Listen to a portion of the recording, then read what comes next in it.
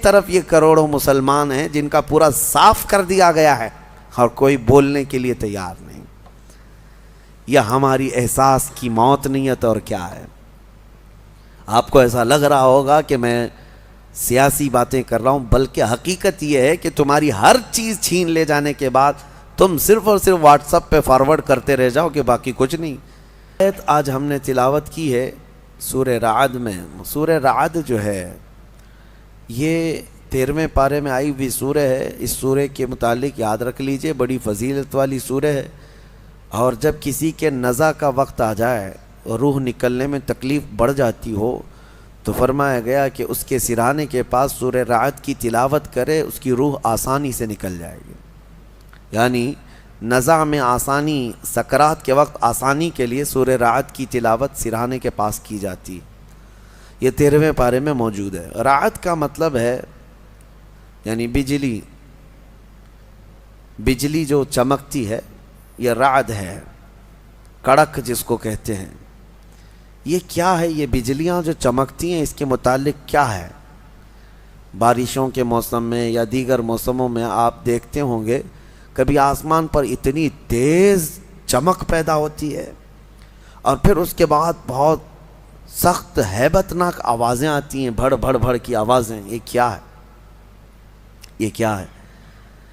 اس کے متعلق روایات میں ہے کہ فرشتے آسمانوں کو ہانکتے رہتے ہیں اپنے کوڑے سے، اور جب فرشتے کوڑا مارتے ہیں، بعض میں ہے کہ فرشتے جب کوڑا مارتے ہیں آسمان پر تو یہ بجلی کی چمک پیدا ہوتی ہے اور ان کے کوڑے کی آواز ہوتی ہے جو پوری دنیا سنتی ہے. اس قدر ہیبت ناک ہوتی ہے. اس سے آپ اندازہ کریں وہی کوڑا قیامت کے دن مجرموں کو مارا جائے گا. آسمان کو جب مارا جاتا ہے تو اتنی تیز روشنی پیدا ہوتی ہے، اور اگر اس سے آگ گر جائے تو نیچے جہاں گرے وہ سب جل کر خاک ہو جائے، اور آواز اتنی خطرناک کہ پورا علاقہ سن لیتا ہے. پھر قیامت کے دن جب فرشتے کوڑے لگائیں گے، وہی کوڑے ہیں. ہمارا جسم کیسے اس چیز کو اٹھا سکے گا، برداشت کیسے کر سکے گا؟ بہرحال ایک آیت ہے اس میں سورہ رعد میں، اس کی تلاوت کرنی چاہیے جب بھی بجلیاں گرجتی ہیں.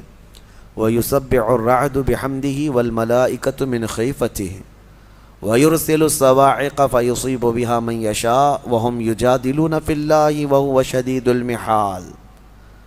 اللہ فرماتا ہے یہ کڑک اللہ کی تسبیح بیان کرتی ہے، اس کے حمد کی، اور فرشتے خوف کھاتے ہیں، ڈرے ہوئے ہوتے ہیں. اور اللہ فرماتا ہے یہ بجلیاں اللہ چھوڑ دیتا ہے، جسے چاہے جا کر کے لگ جاتی ہیں.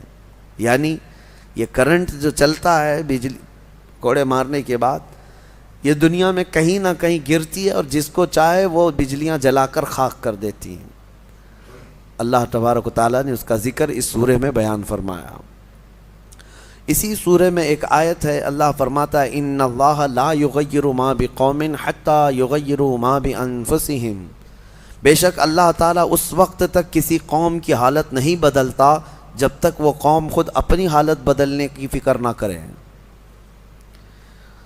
قوت فکر و عمل پہلے فنا ہوتی ہے جب کسی قوم کی شوکت پہ زوال آتا ہے. سچ کہا ہے، سوچنے سمجھنے اور بدلنے کی طاقت جب ختم ہو جاتی ہے آدمی کی، تب وہ زوال پذیر ہوتا ہے، گرنے لگتا ہے. جس کو یہ فکر ہے کہ مجھے بدلنا ہے، اللہ تعالیٰ کی طرف سے اس کے لیے دروازے اور کھولے جاتے ہیں.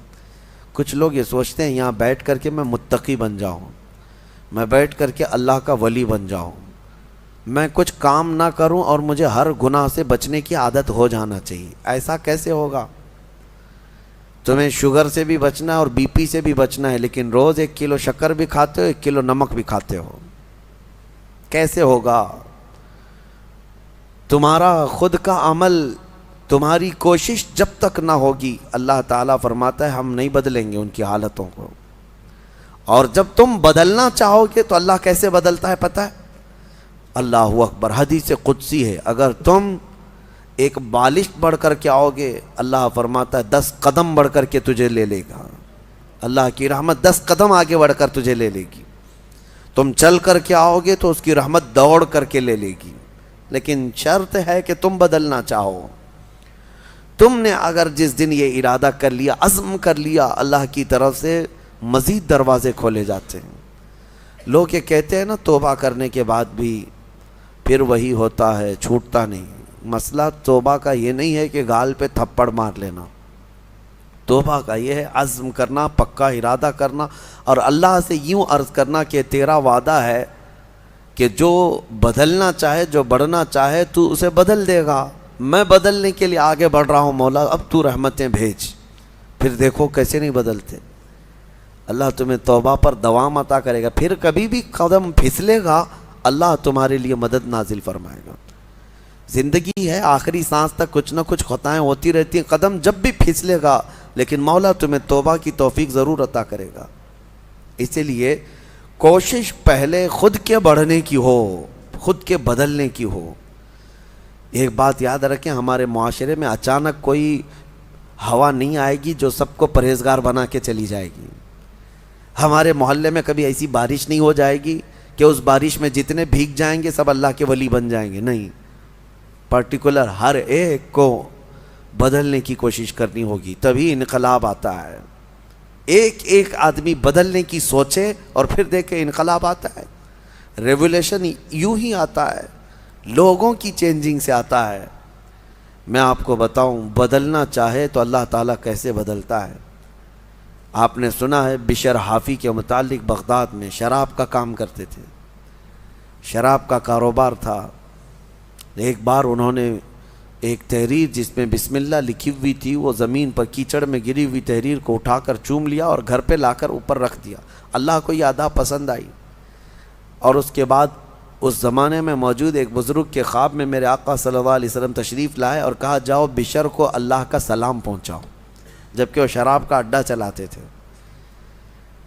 تو اس بزرگ نے یہ سوچا کہ میرا یہ وہم ہوگا، 3 دن مسلسل خواب دیکھا، اس کے بعد آ کر کے بشر سے کہا اے بشر مجھے نہیں معلوم، لیکن مسلسل 3 راتوں سے میں خواب میں رسول اللہ کو دیکھ رہا ہوں، اللہ کی طرف سے تجھے سلام پہنچانے کا حکم فرما رہے تھے۔ تو مسلمان لیکن بھٹکے ہوئے، راستہ چینج تھا۔ اسی وقت اپنے شراب خانے سے باہر نکلے، چیخ مار کر کے یوں عرض کرنے لگے مولا تو یقیناً رحیم و کریم ہے، ستار ہے، ایک بسم اللہ کے ٹکڑے کی میں نے عظمت کی اور تو رب العالمین مجھے سلام بھیجتا ہے۔ لیکن اتنا ہی نہیں کہ ایک سلام آیا اور پھر اس کے بعد اپنا دھندا چلتا رہا۔ بشر حافی نے عزم کر لیا تھا، ارادہ کر لیا تھا کہ پلٹ کر کے میں اپنے اڈے کو دیکھوں گا نہیں۔ وہاں سے جو نکلے ننگے پیر نکلے اور زندگی بھر ننگے پیر ہی چلتے رہے، پھر چپل پہنے ہی نہیں، کیونکہ چپل چھوڑ کر کے باہر آئے تھے اس بزرگ سے ملنے کے لیے، اسی حالت میں نکل آئے۔ تو جب کسی کا پکا ارادہ ہوتا ہے تو اب اللہ تعالیٰ نے ان کے لیے ایسے دروازے کھولے، اللہ اکبر، وہ بغداد کے قطبوں میں شمار ہوئے ہیں، قطب الاقطاب تھے، اللہ کے ولیوں میں تھے۔ اور حد تو یہ ہے کہ ایک بزرگ نے دیکھا بغداد میں ایک کتے نے راستے پر پیشاب کیا ہے، پخانہ کیا شہر کے راستے پہ۔ اس بزرگ نے فرمایا جاؤ دیکھو آج بشر حافی کا انتقال ہو گیا ہوگا۔ تو لوگ جا کر کے معلوم کیے تو صحیح میں اسی دن حضرت بشر حافی کا انتقال ہوا تھا۔ اس بزرگ سے پوچھا کہ آپ کو کیسے خبر ہوئی؟ کہا کہ جب تک بشر حافی زندہ تھے پورے بغداد کے کسی راستے پر کوئی جانور پیشاب و پخانہ نہیں کرتا تھا، اس لیے کہ وہ ننگے پیر چلا کرتے تھے۔ اللہ نے ہر راستے کو ان کے لیے پاک کر رکھا تھا۔ یہ ہے رحمت الہی، جب بدلنا چاہے بندہ مولا اس کے پیروں کو بھی چلنے کے لیے پاک راستے عطا کرتا ہے۔ میرے عزیزو، اسی لیے اعلیٰ حضرت نے ترجمہ بھی کیا کیا، اہدنا الصراط المستقیم کا، کیا اللہ تو سیدھا راستہ دکھا نہیں، چلا، کیونکہ اب میں چلنے کی کوشش کر رہا ہوں، میں آ گیا ہوں، نماز میں آیا ہوں، یہ سیدھا راستہ ہی تو ہے، لیکن اب آگے اے مولا تو چلا۔ جس کی بھی یہ دعا قبول ہوئی مولا کریم اس کو آخری سانس تک ہدایت پر رکھے گا، چلائے گا۔ لیکن میرے عزیزو، بنیاد یہی ہے، قرآن کی یہ آیت ہمیں بتاتی ہے تمہاری طرف سے شروعات ہو، پھر اللہ کریم کی طرف سے رحمتیں کھل جائیں گی۔ گھر میں بیٹھ کر کے صرف لوگ جو آسان نسخے چاہتے ہیں واٹس ایپ میں دیکھو ابھی وظیفے بھرے ہوئے ہوں گے ہر جگہ سے، انسٹا میں، واٹس ایپ میں اتنے وظیفے آتے ہیں جو اللہ کے ولی بنا دیں گے 2 گھنٹے کے اندر. یہ پڑھنے سے وہ ہو جائے گا، وہ پڑھنے سے یہ ہو جائے گا. دوسروں کا مال کھاتے رہو اور وظیفے کرتے رہو، لوگوں کو ٹوپی ڈالتے رہو اور یہاں 100 وظیفے پڑھتے رہو. ان وظیفوں کا اثر نہیں ہوگا، تمہارے اندر سے تبدیلی ہو. حرام کھا کر کے تم 1000 بار بھی پڑھتے رہو تو تمہاری زبان سے کوئی جملہ آسمان تک نہیں جائے گا. تمہیں ان تمام چیزوں کو چھوڑ کر کے پھر دیکھو. آپ کو پتہ ہے محبوب الہی رحمۃ اللہ علیہ کے پاس ایک شخص آیا، کہا میری بیٹی کی شادی ہونی ہے، کچھ دے دیجئے. انہوں نے کہا جا باہر کچھ ڈھیلے پڑے ہوں تو لے آؤ. وہ 3 ڈھیلے لے آیا، آپ نے کچھ پڑھ کر کے دم کیا، لے جا اس کو. اس نے دیکھا ڈھیلے دیے، لیکن باہر آ کر دیکھا تو وہ سونے کے تھے. اس کو لے جا کر کے اس نے اپنی بیٹیوں کی شادی کی. کافی قیمت والے تھے اس وقت سونے کے ڈھیلے، لیکن محبوب الہی نے 3 بار قل هو اللہ احد ہی پڑھا تھا. بس صرف 3 بار قل هو اللہ احد کا سورہ پڑھ کر کے دم کر کے دے دیا تھا، لے گا جاؤ. اب اس نے بیٹیوں کی شادی تو کی، لیکن نسخہ تو ہاتھ میں آ گیا تھا نا. گھر میں بہت سارے ڈھیلے جمع کر لیا، بہت سارے پتھر اور اینٹ بھی لا کر کے بیٹھا اور رات میں قل هو اللہ احد پڑھنے لگ گیا. 3 بار تو چھوڑو، 100 بار ہو گئے. آنکھ کھول کر کے دیکھتا تھا وہ ڈھیلا ہی تھا، بدلتا ہی نہیں تھا. 1000 بار ہو گیا سورہ اخلاص، 1000 بار کے بعد بھی وہ ڈھیلے ویسی رہے. وہ دوسرے دن اٹھ کر کے آیا اور سوچا کہ پتہ نہیں اور کیا پڑھے تھے. پوچھا محبوب الہی سے کہ آپ کیا پڑھ کر کے مجھے دیے تھے؟ کہا 3 بار قل هو اللہ احد کا سورہ پڑھ کے دیا تھا. کہا میں 1000 بار پڑھا، ابھی بھی ڈھیلا ہی ہے. تب آپ نے فرمایا تھا تیری زبان اور ہے، میری زبان اور ہے. اللہ کریم اس کے ان بندوں کی ہر بات کی لاج رکھتا ہے جو اس کے لیے بدل جاتے ہیں، اس کے لیے چھوڑ دیتے ہیں ہر چیزیں. یقیناً آج آپ کے لیے بھی بہت ساری ہیں دعائیں، آپ کی مستجاب ہوں گی، اللہ آپ کی زبان میں اثر عطا کرے گا. اس کے لیے کچھ چیزیں چھوڑنے کی کوشش کرو. اس کے لیے کچھ نہیں بلکہ بہت ساری چیزیں چھوڑنا ہے. حرام چھوڑنا، میں آپ کو بتاؤں، یہ تو مسلمان کے لیے فرض ہے. بعض لوگ یہ کہتے ہیں میں شراب نہیں پیتا، پرہیزگار آدمی ہے، چوری نہیں کرتا، پرہیزگار آدمی ہے، جوا نہیں کھیلتا، پرہیزگار آدمی. نہیں، شراب نہیں پیتا، جوا نہیں کھیلتا، چوری نہیں کرتا، پرہیزگار نہیں، مسلمان ہے بس. مسلمان ہے بس. شک کی چیزوں سے بھی بچتا ہے تب پرہیزگار ہے. حرام چیزوں سے بچتا ہے تو مسلمان ہے. مسلمان کے لیے اتنا تو کرنا ہی ہے. جو شک والی چیزیں ہیں ان سے بھی بچتا ہے تب وہ اتقیاء میں ہے، پرہیزگاروں میں ہے. بہرحال اللہ کریم ہمیں خود کو بدلنے کی توفیق عطا فرمائے.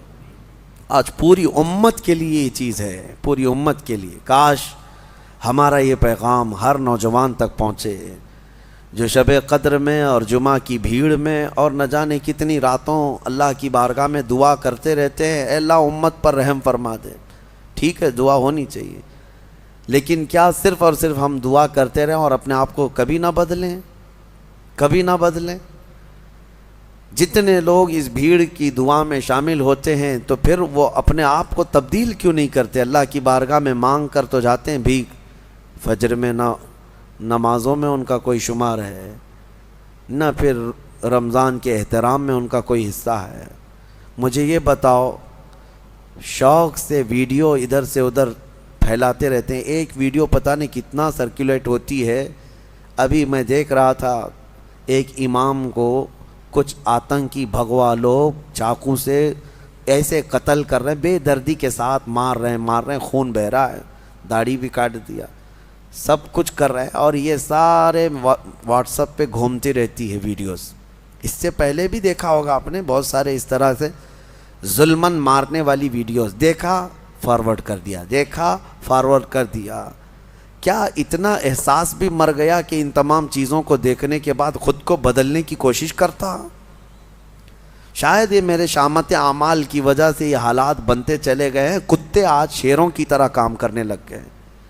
وہ ہیں کتے ہیں لیکن وہ ڈرا رہے ہیں ایسے جیسے کہ شیر ہوں، اور جو محمد عربی کے شیر تھے وہ ایسے سوئے ہوئے ہیں، ایسے سوئے ہوئے ہیں کہ وہ بدلنا نہیں چاہتے۔ اسی لیے شاعر نے بہت پہلے ایک بات کہی تھی، جگہ جگہ کے تھک چکے ہیں تمہیں یہ ہنگامے ہیں۔ یہ روز جو ہنگامے ہو رہے ہیں، یہ روز جگا رہے ہیں، اور یہ ہنگامے ہی تھک چکے اب تم کو جگہ جگہ کے۔ نشاط لذت خواب گراں بدل ڈالو، غلط روی سے منازل کا بہت بڑھتا ہے، مسافرو رویش کارواں بدل ڈالو۔